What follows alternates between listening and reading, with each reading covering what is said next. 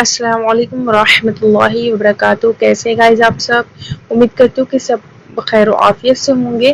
تو چلیے آج کا لیسن سٹارٹ کرتے ہیں. Lesson number 2. لیسن نمبر 1 میں ہم نے تجوید کے بارے میں سیکھا تھا. اب ہم لیسن نمبر 2 پڑھنے جا رہے ہیں. ٹھیک ہے، تو دیکھیے ہم لیسن نمبر 2 میں سیکھیں گے کہ لحن کیا ہوتے ہیں. لحن کی میننگ ہوتی ہے غلطی. ٹھیک ہے، احکام تجوید کے خلاف قرآن پڑھنے کو لحن کہتے ہیں. ٹھیک ہے، لحن کی دو قسمیں ہیں، ایک لحن جلی، دوسرا لحن خفی. تو پہلی قسم کو پہلے ہم دیکھیں گے. لحن جلی کیا ہوتا ہے؟ لحن جلی یعنی قرآن مجید کی تلاوت کرنے میں کھلی ہوئی غلطی کرنا. نمبر 2، ایسی کی کاریوں کے علاوہ وہ عام لوگ بھی اس غلطی کا احساس کر لیں، اس کو لحن جلی کہتے ہیں. جیسے حرف کو بدل دینا، جیسے قل کو قل اور عصا کو عصا عصا ایسے پڑھ دینا. ٹھیک ہے، زبر زیر پیش پڑھنے میں غلطی کرنا، جیسے انعمتا کو انعمتا انعمتا کو انعمتو پڑھ دینا، اور انکا کو انکی پڑھ دینا.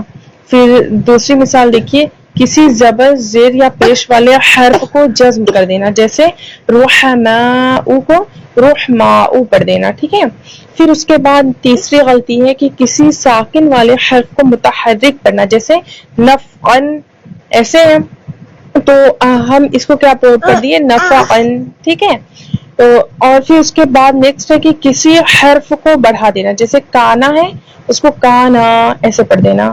ٹھیک ہے، یہی سب جو غلطیاں ہوتی ہیں اس کو کیا کہتے ہیں لحن جلی. اور لاسٹ غلطی ہے لحن جلی کی کسی حرف کو جو ہے کہ گھٹا دینا، جیسے قلنا ہے تو اس کو قلنا قلنا ایسے پڑھ دینا. پھر ان تمام طریقوں سے تلاوت کرنے سے مطلب بگڑ جاتا ہے نمبر 1، دوسرا کے معنی بدل جاتے ہیں، تیسرا اور قرآن مجید میں تحریف ہوتی ہے. اس طرح پڑھنا اور سننا دونوں حرام ہے. لحن جلی یہ جو ہے یہ حرام ہوتی ہے. ٹھیک ہے، تو سیکنڈ پوائنٹ کیا تھا؟ لحن خفی. قرآن کریم کی تلاوت کرنے میں ایسی غلطی کرنا جو کہ صرف قرآن ہی سمجھ سکے، یعنی قاری لوگ ہی سمجھ سکیں اور عام لوگوں کے سمجھ میں غلطی نہ آئے. ٹھیک ہے، تو ایسی غلطی کو ہم کیا کہتے ہیں؟ لحن خفی. ایسی غلطیوں کو لحن خفی کہا جاتا ہے، اور یہ غلطیاں جو ہوتی ہیں یہ مکروہ ہوتی ہیں. تو ہمیں کوشش کرنی چاہیے کہ ہم لحن جلی اور لحن خفی دونوں سے بچیں. اب چلیے لحن خفی کے اگزامپل کو دیکھ لیتے ہیں. تو اس میں نمبر 1 ہے، جیسے گنہ، اظہار، اخفاء، اقلاب وغیرہ کا لحاظ نہ کرتے ہوئے تلاوت کرنا.